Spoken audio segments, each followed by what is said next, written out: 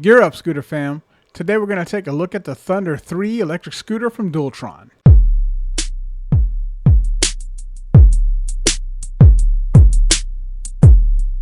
Alright, before we get started guys, I'd just like to remind you that there are 3 ways that you can support the channel. One way is with picking up some merch. You can subscribe to my Patreon, or you can buy me a coffee. There are other ways to support the channel as well, including watching these videos, clicking the like button, sharing, subscribing, and generally talking good about my videos to others. So there's and maybe some more that I can't think of, but watching them all the way through to the end. All those things support me, support my channel. So I appreciate all of those things. Me saying that there are 3 ways to support the channel is a reminder just that these are the 3 things that I do say, like, this is a reminder. There are 3 ways to support the channel. There are many more ways to support the channel than 3. These are just the 3 that I like to remind you guys about in the beginning and the end of my videos, just to keep it out there. So no offense, hopefully, to anyone anyone that doesn't want to support, can't support the channel that way, or isn't inclined to. That's perfectly understandable. It's just a reminder, and I appreciate all the support that I get in every way. All right, so there. That being said, I wanted to get into before I get into the video on the Thunder 3 that I was asked to do for a viewer. So thanks for the thought. Any other scooters that you guys like me to cover that I haven't covered, please shoot them in the comments. All right. Wanted to sort of touch on something real quick. And to start off, let me say that, I probably talked about this before, but just for further iteration, people that haven't seen my older videos or didn't watch that particular section of my video, I just wanted to touch on, how I see myself, how I see this channel, and what that means, right? So what I want to I just want to touch on is that I see my role in this channel as a reporter. I put out videos almost every day. If I have something to say, or if I'm just not completely tied up. I do have a full-time gig, and so this is my side gig. That is really just an investment of my time at this point, meaning that I'm not generating any revenue or anything like that. I try to steer away from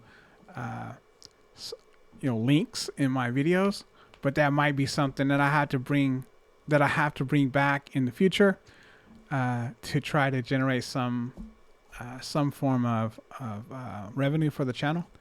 I'm trying different methods. I'm trying not to depend on that for one reason, and that is that I'm not going to be filtered or biased or dishonest in any way. So what I bring is that, right? As I said, I see this as a reporter, and sometimes companies don't like reporters, and I don't expect that I'm going to be especially admired by some of the scooter companies, maybe all the scooter companies, because my role is to kind of keep them in check and to report things that I see that are wrong. I don't mind reporting good experiences too, but the fact is that the type of channel that I have, it just, if I hear something, I'm gonna bring it to you.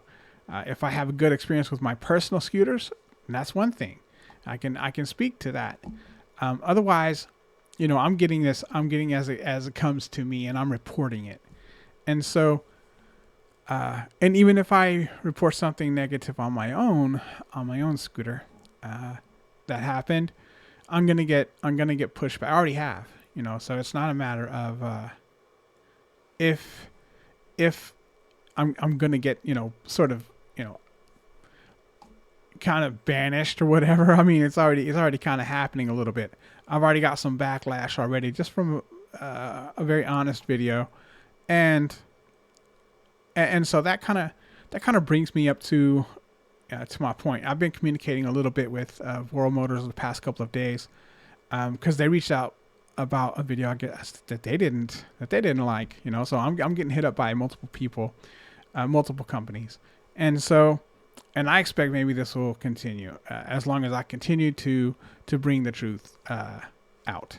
So, I was told by the guy at Voro that they do a great job of customer service, and that what I'm seeing is only hearsay, and that there are other things, and they've done better, and so forth. And so, I give them the benefit of the doubt. I've even started collecting some footage for doing a review sort of their customer service process and how easy it is to get some answers, so forth.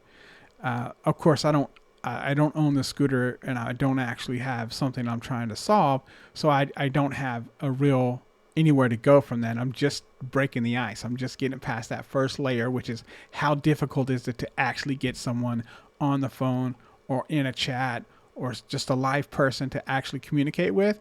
Then there can be some back and forth dialogue. So, in any case, I will say that,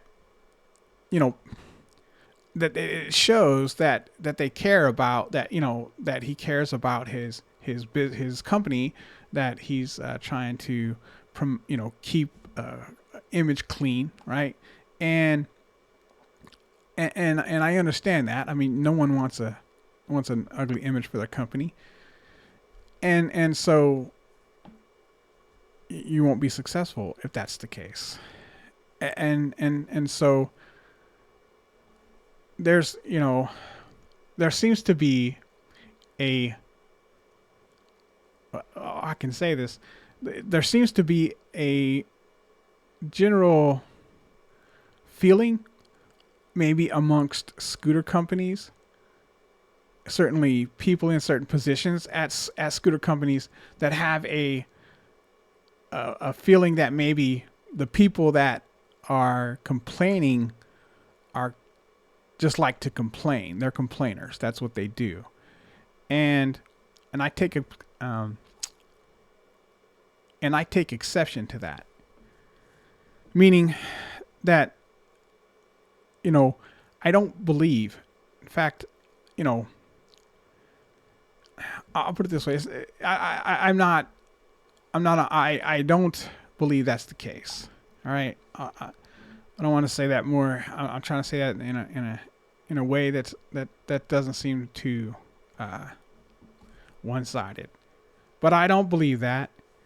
And the reason I don't believe that is because I'm not a type of person that likes to complain. I'm not sure. Maybe there are some, but I'm not sure there are any people that actually like to complain. Usually when you're complaining, you're not happy, and so there's people that are more likely to complain than others, but I don't believe anyone likes to complain. It's just not a fun place to be. It's not a fun place to go. It's not a good feeling. I certainly don't like to complain. And I really avoid it when possible. However, I am the type of person, right? I don't like to complain. And I try not to put myself in situations that's going to lead to me having to go there. But I'm not afraid to go there. And so the thing is that I feel like there's already this perception that there's people, in the scooter buyers and customers, that the company's perception is that they just have people that like to complain. And first of all, the one thing is, I feel like I'm a kind of person that I don't like to, but I certainly will if I feel there's a reason to, and I will take it as far as I possibly can to get a resolution.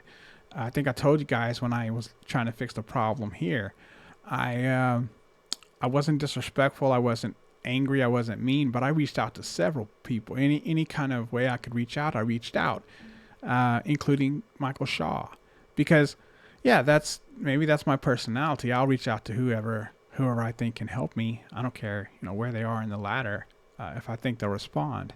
So sometimes if I'm not sure, so I will try every avenue that I can try to get a resolution. That is my personality. I can be that way. I'm not disrespectful. I don't like to complain. I'm trying to get a resolution, which anyone who's complaining is trying to do. If I didn't care, see, the people, I have an MBA, and this is, you can say this a million different types of ways, but one way to say it is that it's cheaper to keep the customers you have than it is to go find new customers. You can look at it to say, word of mouth is the cheapest but most effective type of advertising. Saying that that word of mouth is only a minor part of the perception. That's incorrect. It's most of the perception. As I said, it's the cheapest and most effective form of marketing is word of mouth. So to make a good product, that's another way to look at it. To be successful, to market your product successfully, you don't have to have a catchy slogan. You don't have to have a cool name. You don't have to have overzealous salespeople. You just have to have a good product. And if you have a good product, it'll sell itself because people will talk about it. And so that's where I come from. That's my thought and my process about electric scooters. So if I'm making a complaint or opinion about something, then it's because I'm emotionally invested in that. And people don't complain that aren't emotionally invested. If I didn't care, I'd just walk away, right? If I wasn't interested in someone and it really just it was a done deal, didn't want to deal with it anymore, I just turn around and walk away, and I never deal with them again. And that's the last thing they want. I'm going to talk to people. I'm going to say, out here I make videos, but even if I didn't make videos, I'm going to talk to people. I'm going to tell them about my experience, and they're going to tell their friends, and they're going to tell their friends, and that's how it works. And you can promote your product all you want, but if people don't perceive it the way you're promoting it, you're gonna struggle. Right now, the scooter market is fairly new, and they're getting away with some things that they're probably not going to be able to get away with forever. Just my opinion. As more competitors enter the market from all different parts of the world, not just one area, then they're going to see competition. They're going to see people that understand this type of that complaining is not complaining, and that for the sakes of complaining's sake, and so there really is value in finding out what those complaints are and addressing those complaints. A lot of value. So marketing people pay lots of money for this type of stuff. If people are happy, you smile, you wave, I'm happy, great, and you go on. But if you're upset, if something isn't right, you're more likely to voice it. You're more likely to talk about it, and that's the opportunity. Even if you looked into get into even people on Facebook, they sell it. I'm sorry, it's people on Amazon, right? They get on there and they find out, how can I make this product better? They start reading the negative comments in other people's stuff, and then they address that to make their product better. And that's what's going to happen with scooter companies as soon as more competition starts entering the market.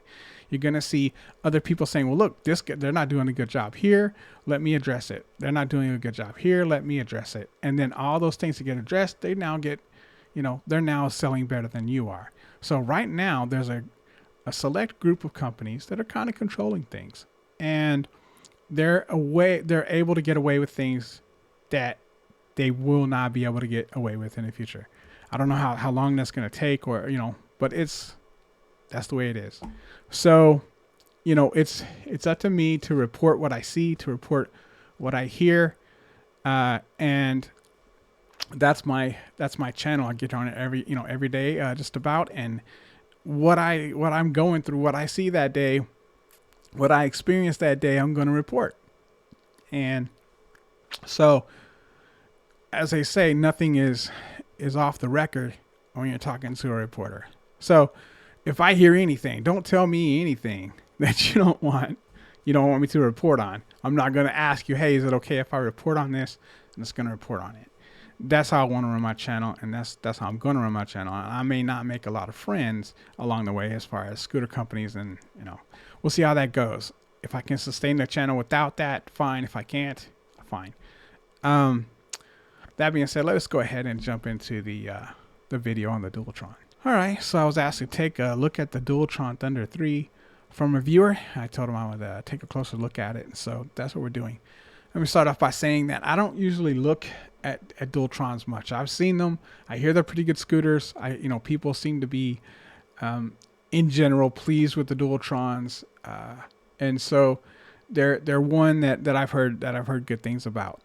Once again, I hear bad things about every scooter. On the quality control side as well as the customer service side, I'd like to say that I've heard at least customer service has been spot on. I've heard good and bad things on both from just about every company, and probably that's a matter of perception as far but yeah, there are some I've heard bad things about every single scooter company that I've come across, and I've heard good things about every scooter company, I believe, and so I don't pretend like they're only bad things. But when I go to Amazon to buy myself something, and because you're buying it online, a lot of the stuff that we do, we're buying online. We can't go test drive these scooters. We get them. We can't take them to the shop and get fixed, as someone pointed out. So a lot of times I don't have a scooter shop around me. I don't mind learning and fixing them myself. So, that's kind of one reason I was interested in getting into the hobby. But because I expected that. But when you have a problem and you're trying to work with a scooter company to get you parts and so forth, I'm still a little surprised how they hold up their warranty, given that we're kind of required to work on our own scooters to keep them going. And most other products you buy, when you try to work on it yourself, the warranty is voided. I will say the Dualtron has a pretty good reputation, just in general, and so, but they don't run across my radar much, is because all of them that I'm fairly certain have the trigger throttle.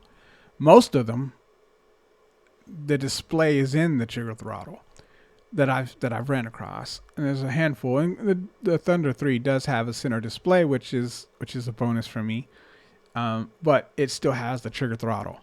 But before I get into all that, let me just go over briefly all the specs of the Dualtron Thunder 3, and then we'll come back and take a look at some of these features and dive a little deeper into my take on those.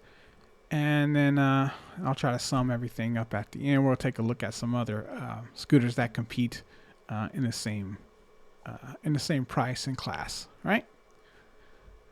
So right now it's $3,800 on sale on Mini Motors website.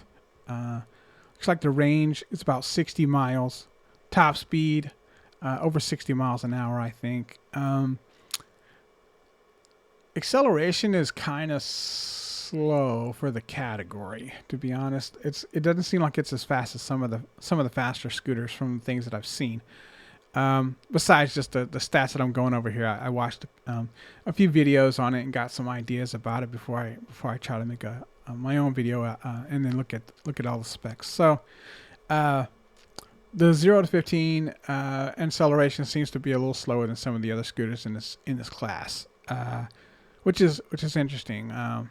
But the weight is about 126 pounds, so it's pretty standard for this class of a scooter. The max weight is 330 pounds. The motor watts, you have two 2500 watt motors, and the battery is a 72 volt 40 amp hour battery. Once again, you have a trigger throttle that has dual adjustable suspension and nut 4-piston hydraulic brakes, 11-inch tubeless tires with sealant. This has a IPX5 rating, and I haven't confirmed, but I did see something that said it was UL listed, so I believe it's UL listed. All right. So once again, kind of getting into the throttle. I'm okay with the throttle. sort of. I mean, I really don't like them. I certainly don't like the displays with the throttle inside. I don't like those. Uh, and so I probably would. I probably don't think I would ever purchase a scooter that had a display throttle combination. Personally, ones that have the throttle like this one, the finger throttle, trigger throttle, and it has a center display are more workable. I can deal with that. I still don't necessarily lean toward it, but I wouldn't. It doesn't exclude it for me. If it really is a good enough deal, I'm interested. There was a Cabo Wolf Warrior 10 that I was looking at when I bought my Klima that I was seriously considering that had a trigger throttle. I think I found out later you can get the paddle throttle for it. But in any case, at the time I didn't realize, and I thought I just had to get the trigger throttle. I wish they had options. That's the one thing about Dualtron that I can't see. I mean, that is their throttle and that's their throttle, and they don't have any other options. So it seems to me maybe a theme with the brand. I'll talk a little bit more about that. But in any case, it's workable as long as you have the nice big center display, which it does. So I don't mind that so much.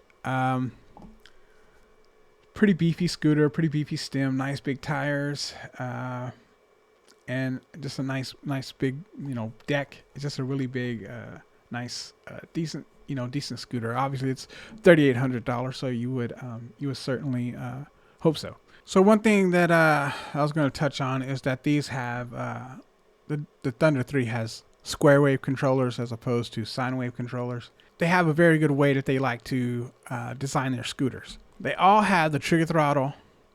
They all have square wave controllers. And from what I understand, the reason why is because they're more dependable than sine wave controllers. And this is kind of an interesting concept to me. Something I hadn't really thought about before. It makes sense, but it's just something I wouldn't have, I just didn't consider up until now. Kind of looking at the Dualtron and sort of hearing that that's why they steer away from sine wave controllers. So, and like I said, maybe them sticking to the finger trigger throttle is, they think, hey, if it's broke, don't fix it, kind of thing. It seems to work well for their scooters, and why change it? They're a successful brand. And so my thoughts on this are, and sort of, here's the way I see it. So you got a square wave controller, which is kind of like an analog signal. And then you have a sine wave controller, which is smooth, which is more like a digital signal. And so it's either go or not go, right? There's nothing in between. And so that is a simpler system. That's less complicated. There's not as many things to go wrong because you're not, smoothing out the signal, so to speak, from the throttle. And so there are more things to consider. It's a more complex system than a square wave. Square wave is very simple. 0 and 1, on and off, yes or no. And the sine wave is like, everything in between. So it's kind of like hydraulic brakes versus mechanical brakes. You can stick with mechanical. They didn't stick with mechanical brakes here, but the same logic applies. You have mechanical brakes. Mechanical brakes don't work as well as hydraulic brakes. When you get it in the level of scooters that go 40 miles an hour plus, you kind of want hydraulic brakes. And so you'll see most scooters at that level do have hydraulic brakes. And the reason why is because they work better. They ride, it works better. Going to hydraulic brakes is more complicated. It's a more complex system. For instance, you can leak brake fluid and your brakes won't work. That's a big deal. why not just stick to mechanical brakes? Because there's no brake fluid. You squeeze the brakes, they squeeze. As long as you have your pads and rotors in shape, everything's good. You're gonna stop. And that really can't just go wrong for the most part. I mean, you could mess up your rotors on the way in, whatever, but that really just doesn't go wrong. So, you gain something by making the system more complex, but you realize that there's going to be problems that arise that couldn't really arise with a simpler system. But it is better, and therefore you perfect that system, the hydraulic brake system, and you use that, even though your brake fluid can leak out. You can have a failure in your brakes, and your brakes go out on the spot, and you're left trying to figure that out. I had that problem when I got my Klima. For whatever reason, the brake fluid was leaking out of the left brake, and so I had no pressure, and so they sent me the new brakes. I put them on.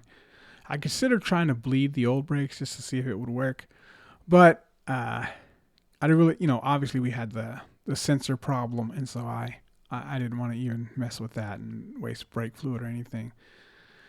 So I went away from that. But yeah, once again, going to hydraulic brakes is more complicated. There's more upkeep, more things that can go wrong. But they're better brakes, and they're better for stopping when you're going faster in a decent sized scooter. Therefore, they're worth the trouble. And so I think that Dualtron hasn't wanted to go there with their sine wave controllers. They don't want to leave square wave because square wave is more dependable, and mechanical brakes are more dependable, but they're not as good. So I think they in my opinion, they just need to shift their thinking. My opinion. Now, I know that they have problems. I've heard stories now, and I never thought about this, but some people are so. This is my perception. They're pretty hard on their scooters, right? They're everything is max settings, max this, max that, and they ride the things until they fall apart. And that's cool. Like, that's great. There's people that, there's all kinds of people in the world, and I got no problem with that. I'm not that guy. And so, for some people, I believe that maybe square wave is more suited for them.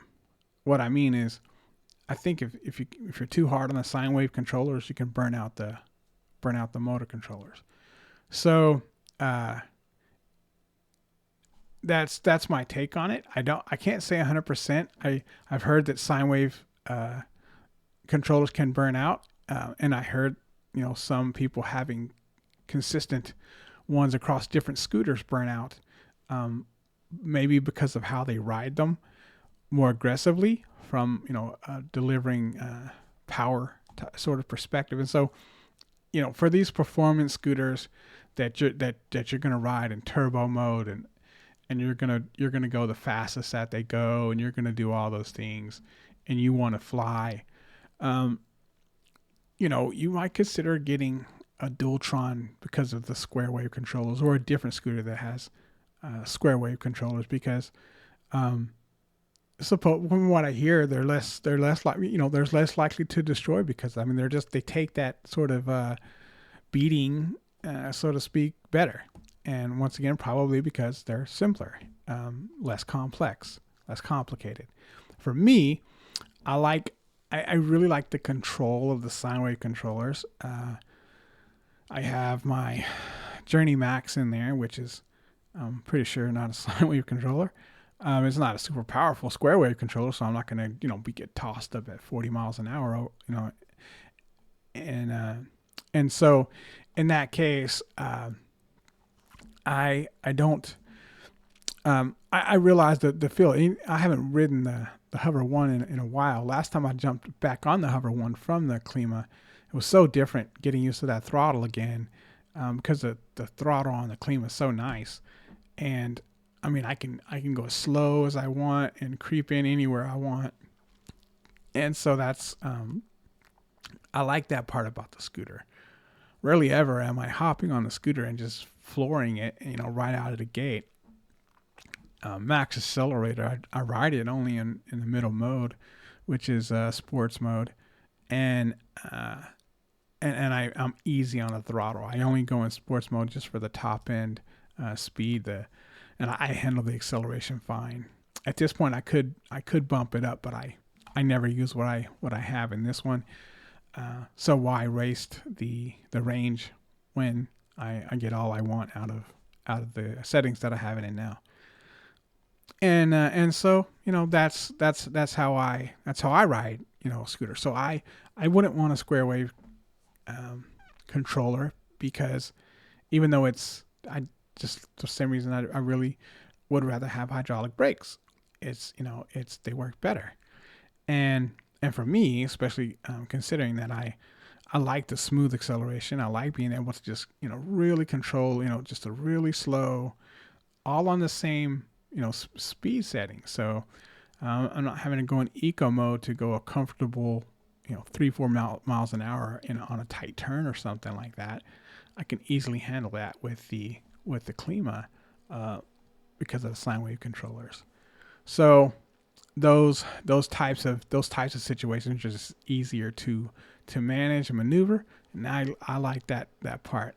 Getting out in the street on a straightaway and just taking off, I get it.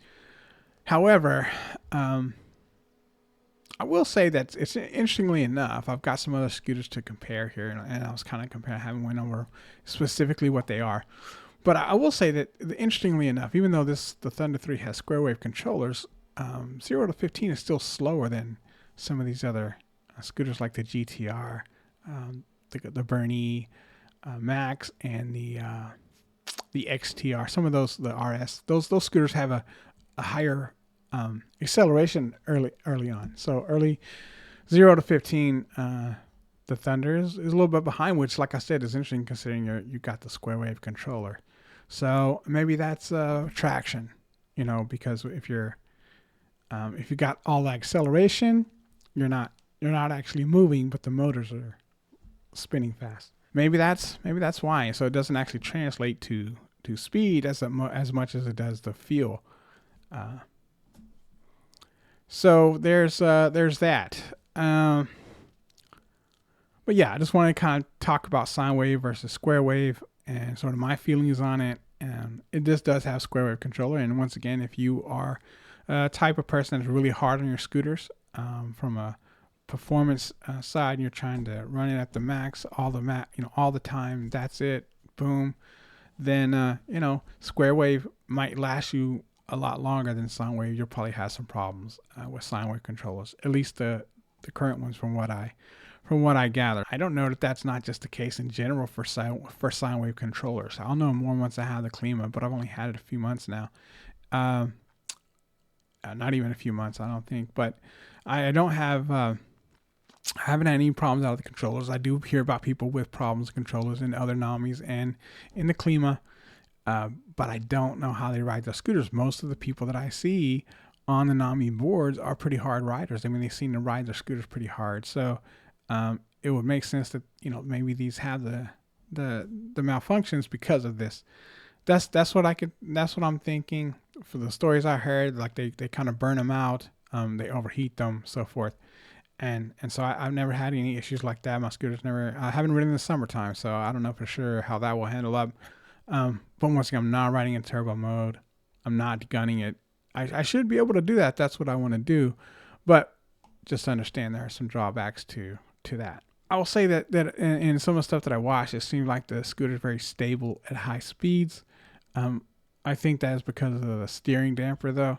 It does have a steering damper. Suppose that's a really good steering damper that it comes with, and so it's very stable at high speeds along with the steering damper. That being said, just for my personal preference, I don't. One thing that I don't really like. I don't want to do. Like, I feel like you should build a scooter to. If you're gonna build a scooter that goes 60 miles an hour, build a scooter that's stable at 60 miles an hour.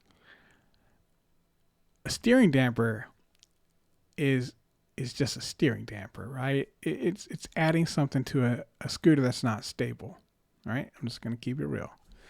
And so you saying you built a stable scooter when you just added a steering damper to an unstable scooter is not the same thing. Anybody can add a steering damper and claim that their scooter was built to be stable. In this case, it's just my opinion that if you build a scooter that can go 60 miles an hour and it's stable, there's no need for a steering damper. The video on World Motors' new scooter is pretty exciting. I think they removed the steering damper. For some reason, it looked like I had a place for it. I don't know if that's the final version or whatever, but I think the point of that video was you're not going to need a steering damper for this scooter. I wouldn't think so with the huge dual stem that I saw it had. I think you probably would not need a steering damper. I would hope not. And so I hope the stability goes without saying that you don't need a steering damper for the scooter to be stable. And I think all scooters, certainly that are built to go that fast, should not need a steering damper. And so when I have considered scooters that go 60 plus miles per hour and need a steering damper I really it kind of makes me want to go the other direction. I don't want a scooter. If you made it go that fast, build it to go that fast. That's just my take. So that's just, that's how I feel about the steering damper. I do hear it works real well. But my problem is this. I know, there's going to be some give and take, right? There's going to be, your steering is going to be tighter. And that's the point. It won't be as loose, which will have an effect on how the scooter feels, right? It's going to stiffen up the agility of the scooter. Scooter's going to kind of be a stiff, heavy scooter, which once again is great if you're going to go flying down a straightaway. But it's not so great when you've got to make turns, when you've got to maneuver. It's not great for that. And so, once again, you want a scooter that can hold when it goes fast, but you also want a scooter that can maneuver when it's time to do that as well. And that may take some engineering, but there are some that I believe that do a good job of both. So, any case, next thing I think I talked about a little bit of is the trigger throttle and display. It's not a big deal to me. I do wish they had an option. I understand they like the trigger throttle, and they've sold, once again, they're a big company. They do well. They've sold scooters like this, but there's nothing wrong with the options. Especially since you have the ones with the center display now. I should be able to maybe get a paddle throttle for the Dualtron Thunder 3 if that's what I wanted. The other thing is the standard charger that comes with the Dualtron 3 is a 28 hour charger. It takes 28 hours to charge. And so that's unrealistic. And so there shouldn't even be a 28 hour charger. It should not exist. Simply because I don't charge my scooters while I'm sleeping. I don't charge them overnight for good reason. And so it would take me 3 days to charge this scooter, or at least a couple, I'd have to be alert around the scooter, and I've got a job, I've got stuff to do. I can't just sit with the scooter the whole time. I don't mind it, being over here, but I can't babysit the scooter all day long. So, not a big deal. I mean, once again, if I'm going to be in and out, it's not a big deal. So the point is, 28 hours, I just couldn't. It would take me at least 2 days, maybe 3 days from empty to charge a scooter all the way, depending on my schedule. So, I mean, assuming I could sit and charge it 8 hours a day, just that I could devote 8 hours of just making sure that I'm around. I'm not saying, I have to sit and watch it. I'm just saying make sure that I'm, cognizant and active around it. 8 hours a day would take me over 3 days. It'd take me 4 days. So 28 hours it's not feasible. And you should never even make a charger or a scooter that takes 28 hours to charge. Now, they have a fast charger that costs extra. They're giving it away here because you have to. I wouldn't buy this scooter with I wouldn't buy it. You're either going to calculate the money for the fast charger into the cost, or they're going to give it away for free when you buy the scooter. So they shouldn't even have to give it away. It should just come with a scooter. The Nami has a fast charger. The Klima has a fast charger, comes with a fast charger.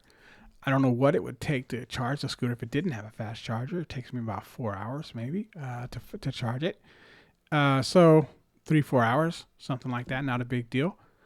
In a day, no problem. I know this is a bigger scooter than the Klima, but the fast charger does charge it in like 6 hours. So 6 hours is fine. 6 hours is doable. I can dedicate almost any day that I have. I can set aside 6 hours to make sure that I'm paying attention to the scooter. That's it. That I'm just, like I said, paying attention.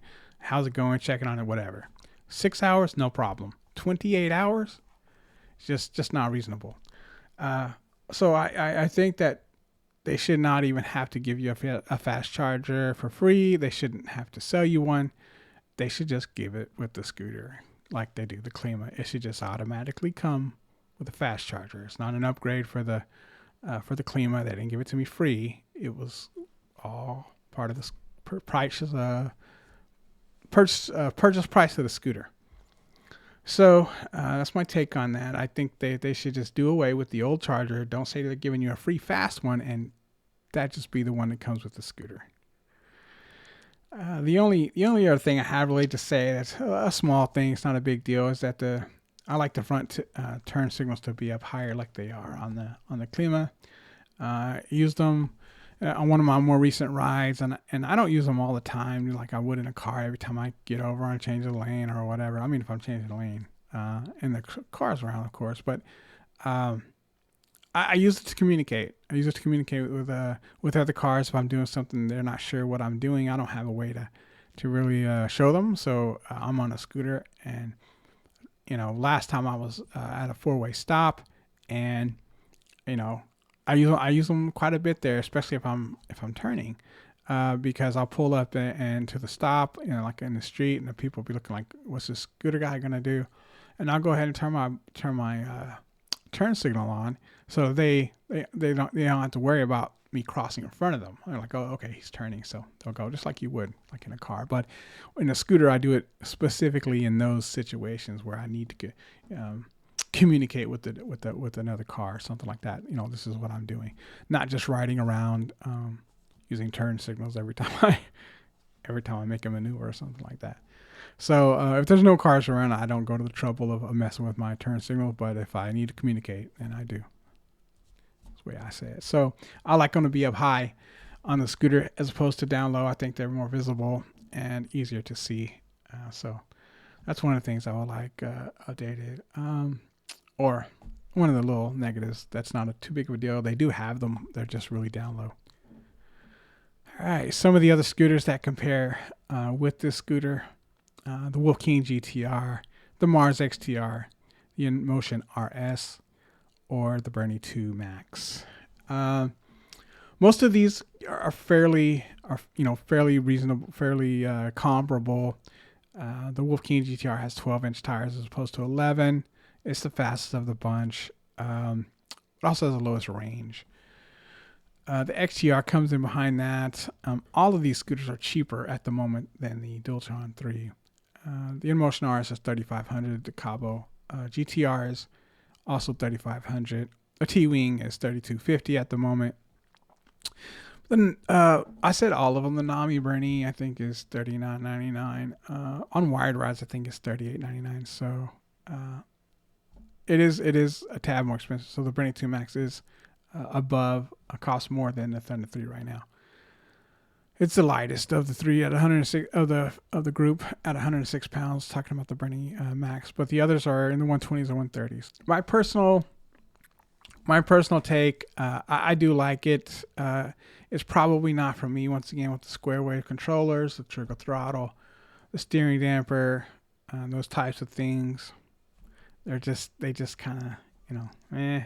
The charger's fine considering they do give you the free one. I'm saying I wouldn't get it because they give you the free one. They very minimum they should be giving you the free one, but I just don't think they should call it the free one. They should just be like, hey, this is the one that.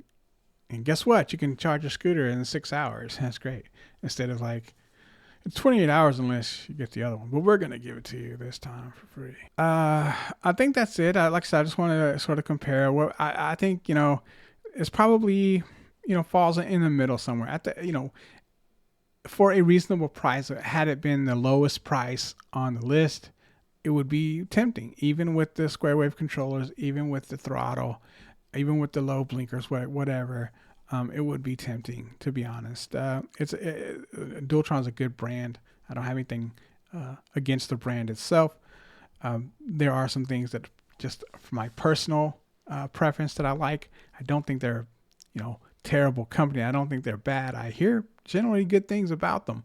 So I have heard a couple bad things. Anyway, before I go, I also want to let you guys know that during some of my communication with Voro Motors, I was told that they have multiple new scooters coming for 2025.